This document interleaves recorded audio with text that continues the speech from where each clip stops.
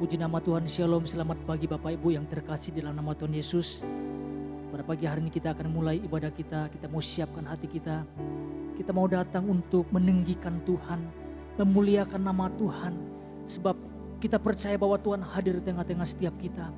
Haleluya, haleluya.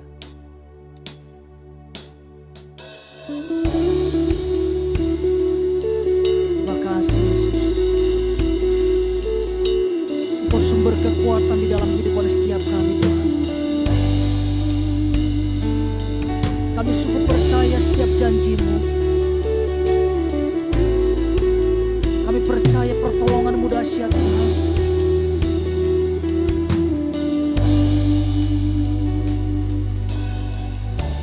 Bapakku datang menyembah-Mu di sini. Ku percayakan ada bagiku.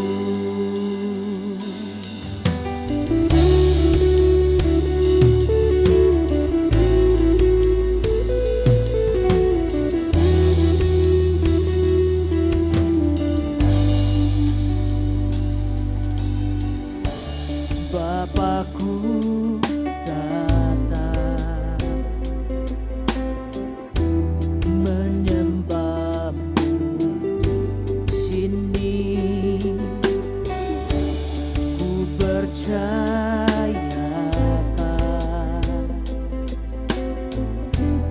ada bagiku.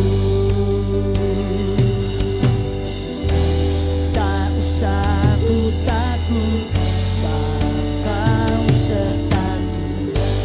Tak usah ku bimbang, Kau di dalamku. Tak usah ku cemas, Kau terhibur.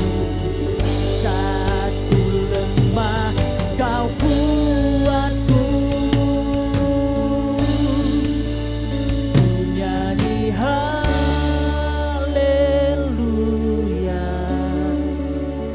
ku nyanyi haleluya.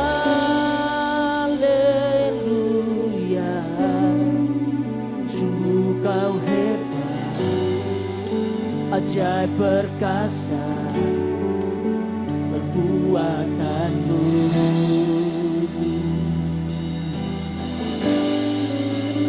Ku nyanyi haleluya,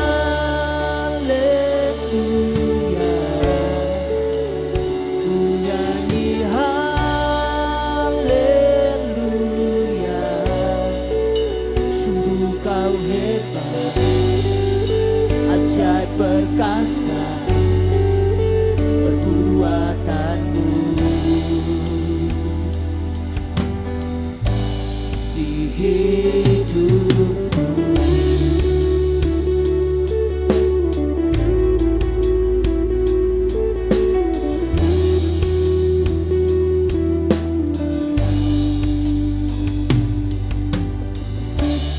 Bapakku datang menyembah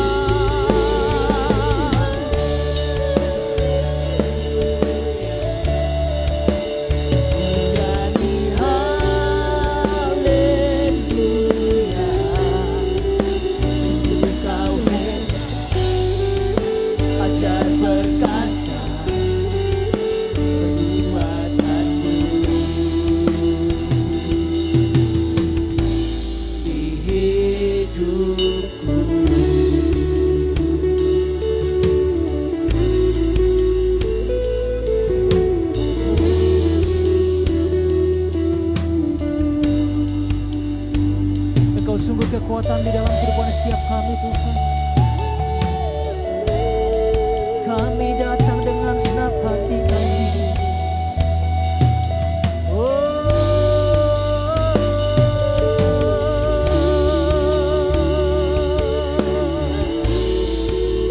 Haleluya.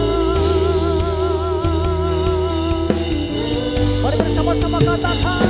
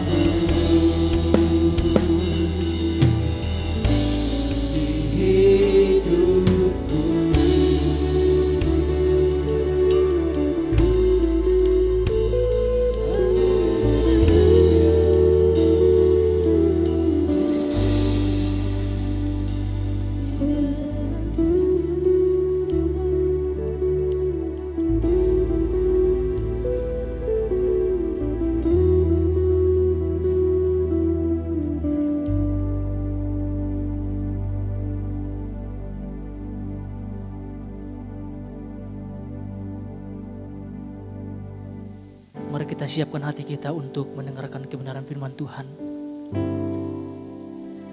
Terima kasih Bapak.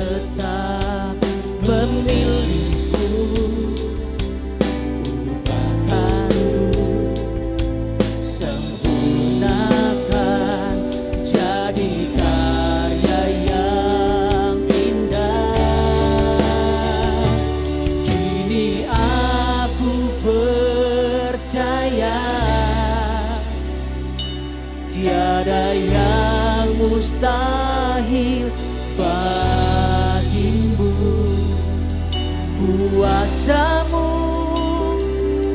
kuatkanku, dasarku berharap. Kini aku berserah pada rancangan-Mu bagiku. Ku ikuti panggilan-Mu,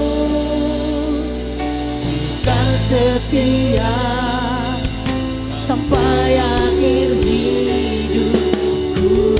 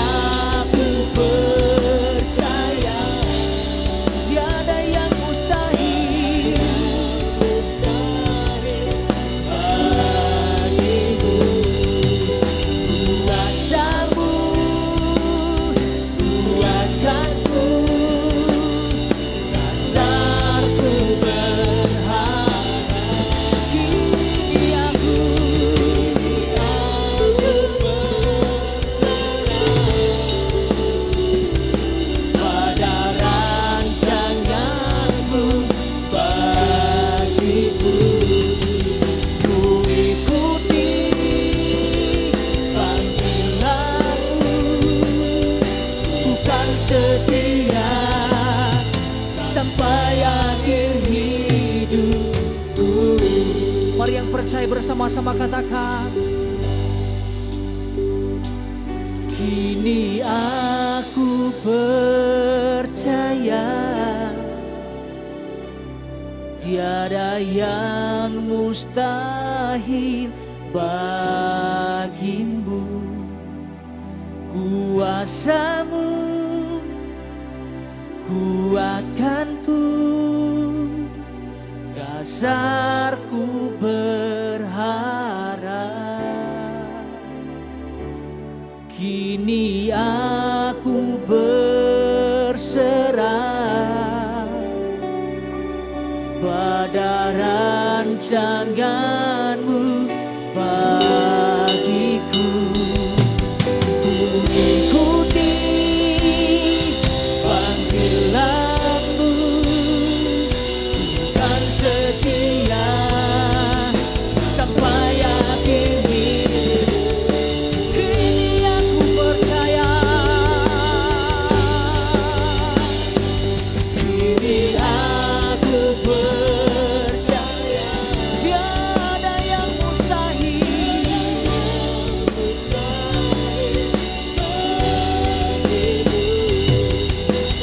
kuasa-Mu kuatkanku, dasarku berharap.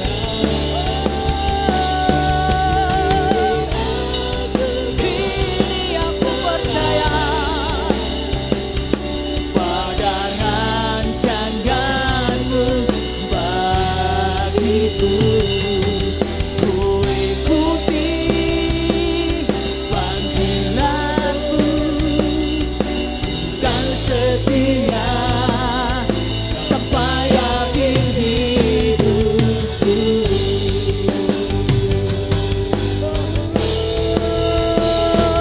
Kini aku percaya tiada yang mustahil bagimu. Kuasa-Mu kuatkanku, dasarku berharap. Kini aku percaya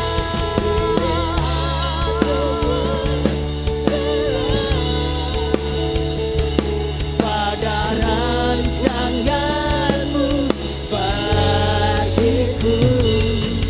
Ku ikuti panggilan-Mu, kan setia sampai akhir hidupku.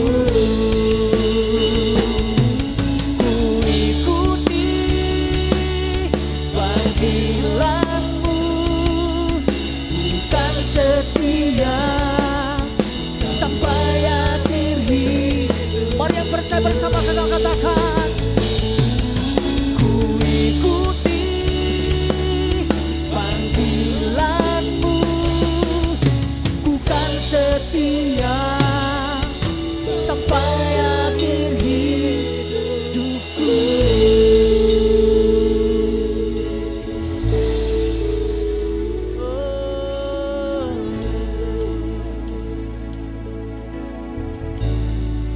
Haleluya.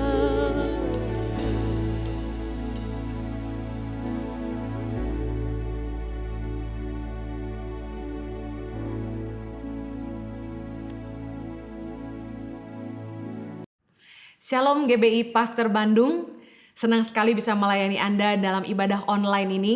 Terima kasih buat kesempatannya buat Pastor Ishak. Hari ini saya akan share tentang Be Excellent. Mari kita berdoa. Bapa, kami bersyukur buat kesempatan-Mu kalau kami boleh mendengarkan firman-Mu. Tumpahkanlah isi hati-Mu ya Tuhan, supaya kami boleh belajar mengerti apa yang Tuhan mau. Biar Roh Kudus boleh memimpin menit-menit ke depan. Setiap kami diberikan pewahyuan dan hikmat untuk menangkap isi hati-Mu. Berikan kasih karunia-Mu untuk kami boleh menghidupinya dalam hidup kami. Tolong hamba-Mu, karena sungguh tanpa Engkau hamba tidak mampu. Biar hanya Kristus yang dipermuliakan dalam hidup kami. Amin. Saya akan share tentang being excellent, menjadi excellent di dalam Amsal 22 ayat ke-29. Saya ingin bacakan di terjemahan NKJV, New King James, berkata begini. Do you see a man who excels in his work? He will stand before the kings. He will not stand before unknown men. Yang artinya dalam bahasa Indonesia adalah, pernahkah engkau melihat orang yang cakap dalam pekerjaannya? Di hadapan raja-raja ia akan berdiri, bukan di hadapan orang-orang yang hina. Dikatakan orang yang cakap dalam pekerjaannya, dalam terjemahan bahasa Inggris adalah a man who excels in his work. Ayat ini, Amsal 22 ayat yang ke-29, berbicara tentang promosi yang datangnya dari Tuhan bagi orang-orang yang excellent dalam pekerjaannya. Siapakah orang-orang yang excellent ini? Firman Tuhan dalam Matius 4 ayat 41 berkata begini. Dan siapapun yang memaksa engkau berjalan sejauh 1 mil, berjalanlah bersama dia sejauh 1 mil. Orang-orang yang excellent adalah orang-orang yang mau, willing to go extra miles. Orang-orang yang mau berjalan lebih daripada yang diminta. Dikatakan kalau ada orang yang meminta engkau berjalan sejauh 1 mil, berjalanlah bersama dia sejauh 2 mil. Artinya apa? Orang-orang yang excellent adalah orang-orang yang mau melakukan yang terbaik melebihi kewajiban mereka. Those who are willing to do their best surpass their obligation. Orang-orang yang berani melakukan yang terbaik, bahkan mungkin melakukan ekstra lebih daripada yang mereka dibayar. Saya ingin bahas 3 hal tentang orang yang excellent. Orang-orang yang excellent ini sulit didapat. Kenapa? Orang-orang yang excellent ini mau melakukan lebih tanpa dibayar. Jujur lebih mudah membayar orang untuk melakukan sesuatu daripada menemukan orang yang mau melakukan sesuatu tanpa dibayar. Oleh karena itulah poin yang pertama, excellent people will set a new standard. Orang-orang yang excellent akan menciptakan sebuah standar yang baru.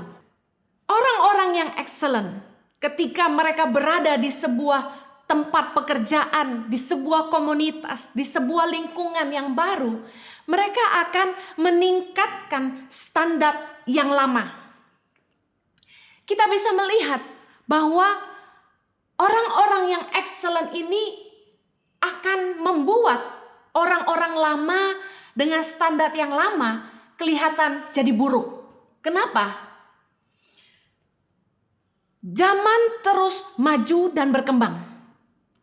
Teknologi terus berkembang. Orang-orang lama yang gak ngerti teknologi yang baru akan kelihatan ketinggalan zaman. Hari-hari ini pekerjaan yang paling banyak, lowongan-lowongan pekerjaan yang terbuka adalah orang-orang yang mampu mengelola dunia maya. Dari mulai IT sampai video editor, content creator, digital marketer, dan sebagainya. Saat ini orang-orang yang tidak mau mengembangkan dirinya untuk terus belajar mengikuti perkembangan zaman akan ketinggalan.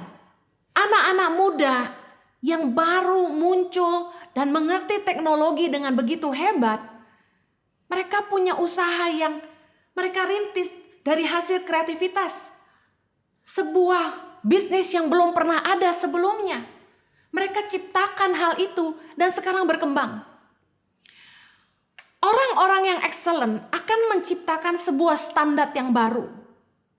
Akan membuat orang-orang yang tidak mau berkembang, orang-orang yang tidak mau belajar, mengikuti perkembangan zaman akan kelihatan jadi buruk. Orang-orang yang tidak mau memaksa dirinya untuk bekerja keras, belajar lagi, orang-orang excellent akan membuat mereka kelihatan useless, kurang menguntungkan bagi perusahaan. Bagaimana tidak orang-orang excellent ini membuat standar yang baru? Orang-orang excellent yang mau melakukan yang terbaik, tidak hitung-hitungan jam kerja, tidak hitung-hitungan berapa gaji yang dibayar. Mereka mengeluarkan yang terbaik, ide yang terbaik yang mereka bisa lakukan. Mencapai target bahkan jauh melebihinya. Mereka adalah orang-orang yang memperlihatkan ada sesuatu yang lebih baik yang bisa dikerjakan. Mereka memperlihatkan ada cara-cara yang lebih baik. Ada hasil yang lebih baik yang bisa dicapai. Sementara orang-orang yang nyaman dengan posisinya, nyaman dengan gajinya, nyaman dengan kerjaannya yang rutin dan sama.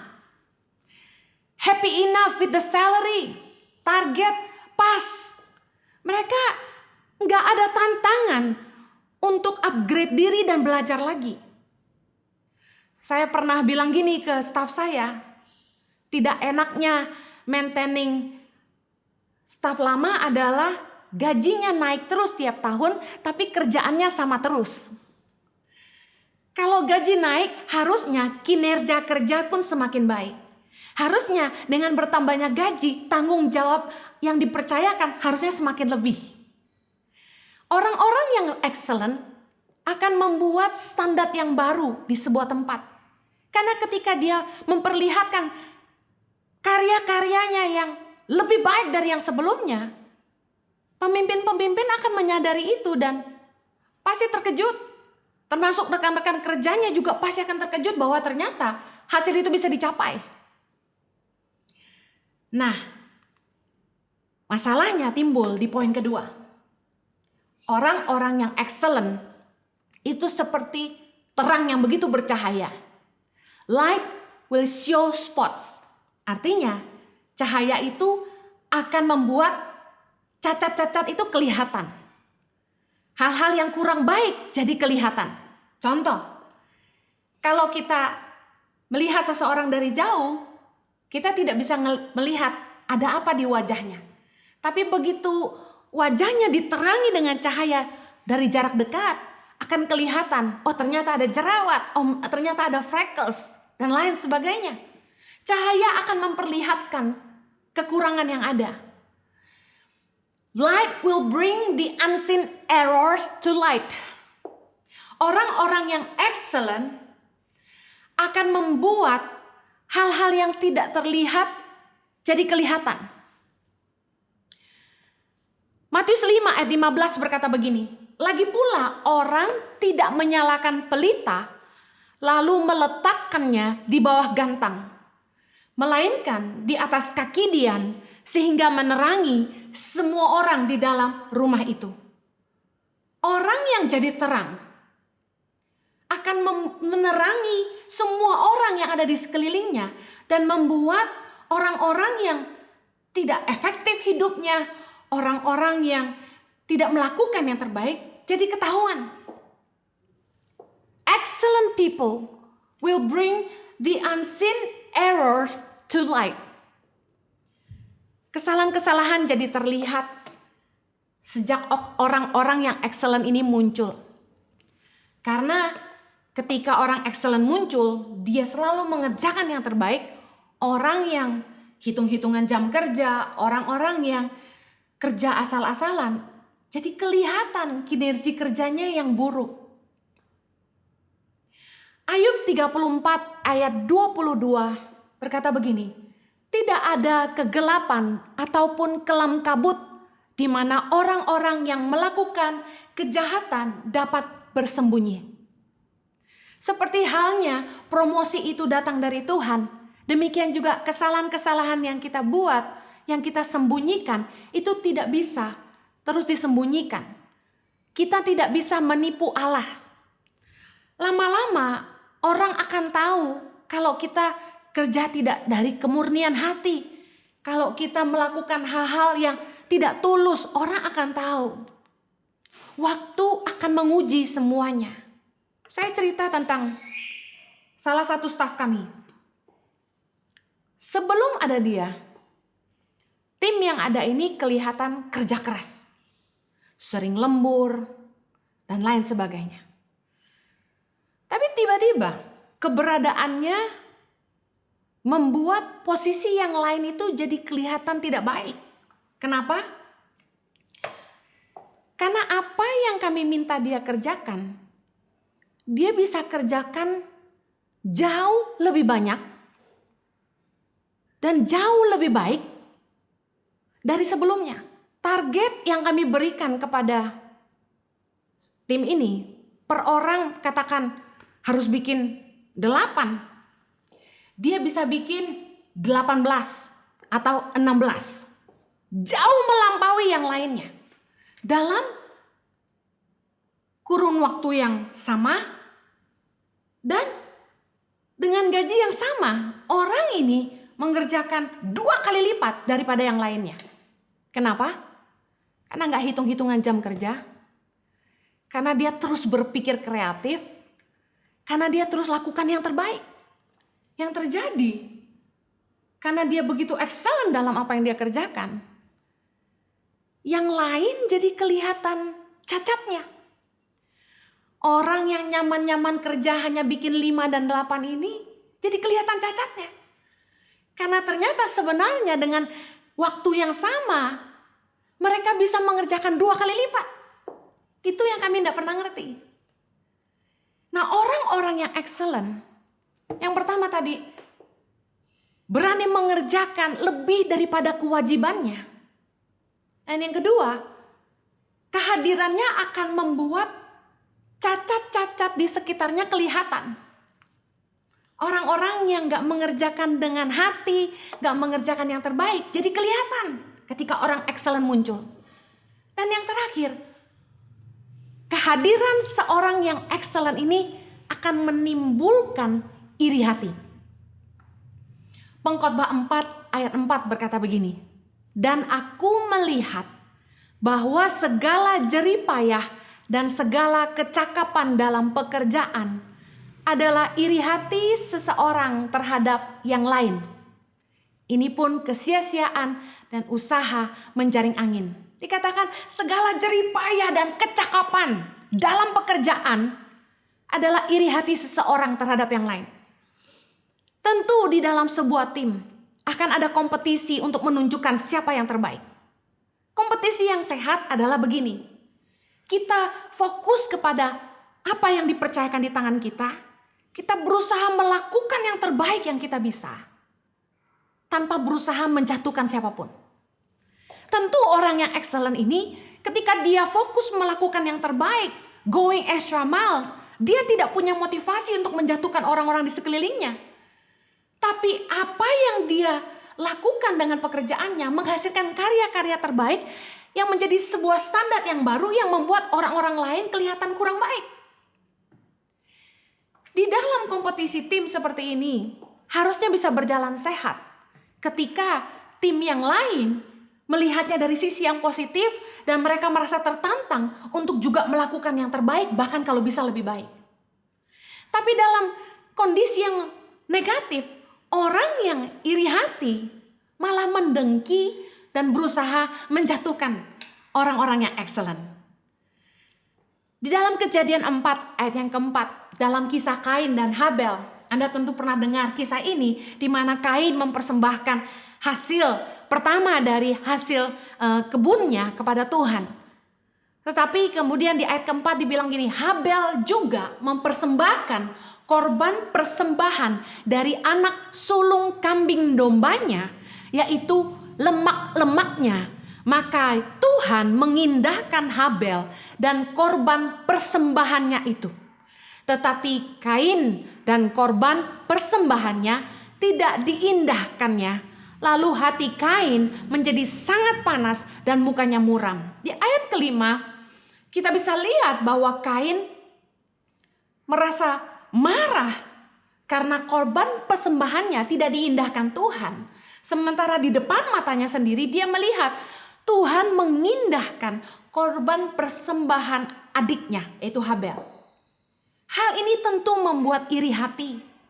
Itulah yang menjadi alasan Kain membunuh Habel. Banyak orang-orang yang ketika melihat orang lain lebih excellent, bisa mengerjakan yang terbaik, mereka malah jadi iri, mendengki, membenci, Dan saya mau kasih tahu, kebencian adalah akar dari kejahatan. Kita harus bereskan iri hati kita terhadap orang. Dan sebaliknya, daripada kita iri, sebaiknya kita mengerjakan pekerjaan kita dengan yang terbaik. Harusnya kita menjadi terinspirasi untuk melakukan yang lebih baik. Belajar lagi, mengembangkan diri. Jangan pernah nyaman dengan keadaanmu. Jangan pernah berlindung di kesuksesan masa lalumu. Orang-orang yang excellent itu mau ditegur, mau belajar, mau maju. Staf yang excellent di kantor kami adalah staf-staf yang meskipun saya tegur dengan keras, dia tetap mau rendah hati untuk minta maaf dan belajar terus. Orang yang rendah hati pasti akan ditinggikan. Promosi datang dari Tuhan bukan hanya sekedar karena seseorang cakap dalam pekerjaannya. Not only because they are excellent, tapi mereka punya hati yang luar biasa. Kerendahan hati untuk mau ditegur, mau dididik, mau diajar. Orang yang cerdas saja tanpa kerendahan hati dan karakter yang baik akan jadi jahat sekali. Tapi orang dengan karakter yang baik dan kecakapan dalam pekerjaan akan jadi orang yang luar biasa sekali.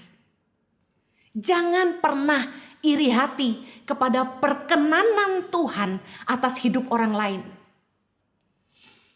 Kadang-kadang ketika kita marah sama orang, bukan tentang apa yang mereka lakukan sama kita.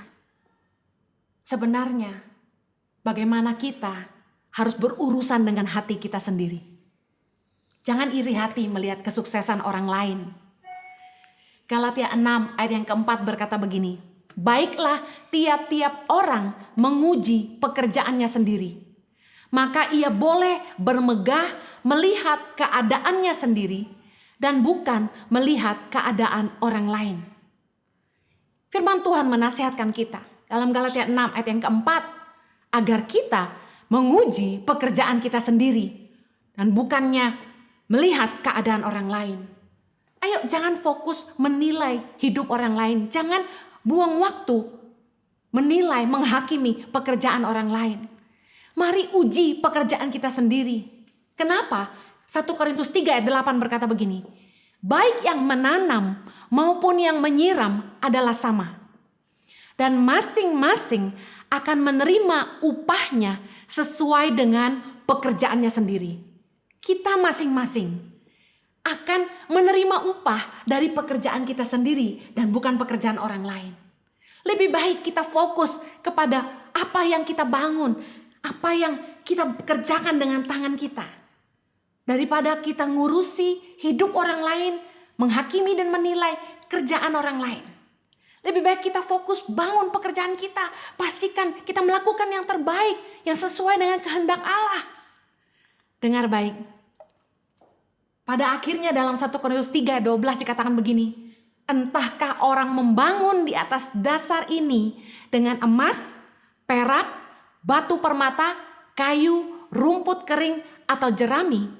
Sekali kelak pekerjaan masing-masing orang akan nampak. Karena hari Tuhan akan menyatakannya. Sebab ia akan nampak dengan api. Dan bagaimana pekerjaan masing-masing orang akan diuji oleh api itu. Ayat 14. Jika pekerjaan yang dibangun seseorang tahan uji, ia akan mendapat upah. Upah Tuhan datang kepada orang-orang yang bekerja. Dan melakukan pekerjaannya bukan asal-asalan saja. Pekerjaan kita masing-masing entahkah kita bangun dengan nilai-nilai yang benar atau di atas kebohongan, di atas kemalasan, di atas alasan-alasan, atau kita kerjakan dengan sepenuh hati, dengan kesungguhan hati. Kita menaruh pikiran, tenaga dengan sungguh-sungguh berani bayar harga. Kita bangun itu dengan emas dan perak. Semuanya akan diuji oleh api, kata firman Tuhan. Semuanya akan terbukti di pada hari Tuhan.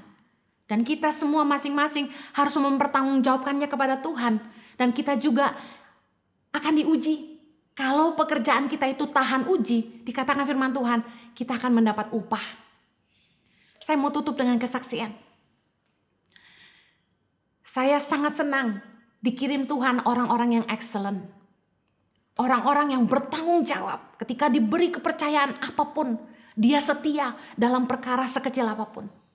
Dia lakukan dengan penuh tanggung jawab. Saya menilai orang itu dari bagaimana dia menjalankan tanggung jawabnya yang kecil-kecil. Karena dia bisa dipercaya dalam hal kecil, kami berikan kepercayaan yang lebih besar. Dia menunjukkan kemampuannya mengerjakan jauh lebih banyak dari apa yang kami percayakan. Orang yang dipromosi pastilah orang yang mampu mengerjakan lebih. Karena kami lihat dia mampu mengerjakan lebih banyak, kami angkat lagi dia dan berikan kepercayaan lagi yang lebih besar. Dan persis sama, dia kerjakan dengan yang terbaik dan dia mengerjakannya dengan jauh lebih baik. Orang-orang yang ingin dipromosi oleh Tuhan, orang-orang yang ingin dipercaya lebih oleh pemimpinnya, orang-orang yang ingin diberikan gaji lebih, harus menarik kapasitasnya. Tidak hanya sekedar melakukan kewajiban, tapi terus terpacu untuk berkembang dan menjadi excellent. Orang-orang excellent mampu mengubah apa yang kacau jadi lebih baik. Orang-orang yang excellent adalah orang-orang yang meletakkan standar yang baru, yang belum pernah dikerjakan sebelumnya dan berani mengerjakannya 2 kali lipat, lebih baik dari yang sebelumnya. Fokus bangun apa yang ada di tanganmu. Saya berdoa ketika Anda excellent, promosi itu datang dari Tuhan. Tuhan Yesus memberkati. Mari kita berdoa. Kasih karunia Tuhan kiranya memampukan kami mengerjakan yang terbaik yang kami bisa lakukan untuk Tuhan. Biar kiranya nama Tuhan selalu dipermuliakan dalam hidup kami. Biarlah fokus kami bukan menilai hidup orang lain, tapi kami fokus kepada apa yang Tuhan percayakan di tangan kami. Jagai kemurnian hati kami Tuhan.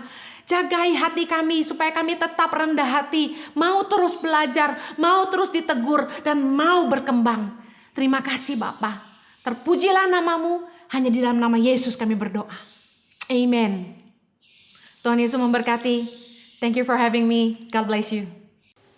Oke, jemaat yang dikasih Tuhan, kita mau akhiri ibadah pada pagi hari ini. Saya ajak kita angkat kedua belah tangan kita, arahkan hati kita dan senantiasa terhubung dengan Yesus.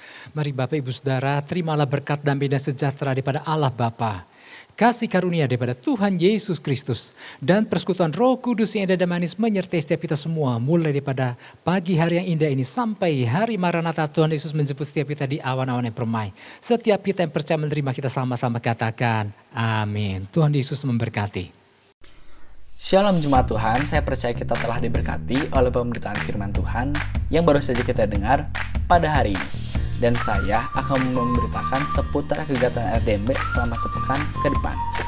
Di hari Selasa sampai dengan Jumat ada 2 pagi yang akan diadakan pada pukul 8 pagi melalui streaming di aplikasi Zoom atau dapat dilihat juga di YouTube. Di hari Rabu ada komsel yang akan diadakan pada pukul 7 malam. Dan khusus untuk Komsel Youth akan diadakan pada pukul 7:30 malam melalui aplikasi Google Hangouts. Di hari Minggu ada ibadah raya yang akan diadakan pada pukul 9 pagi melalui streaming di YouTube. Setelah ibadah raya pagi ini selesai, jangan kemana-mana dulu ya. Ajaklah anak-anak Anda untuk mengikuti ibadah sekolah minggu RDMB Junior pada pukul 10 pagi. Demikianlah seputar kegiatan RDMB selama sepekan ke depan. Stay anointed, stay healthy, stay safe, stay strong, and stay at home. God bless you.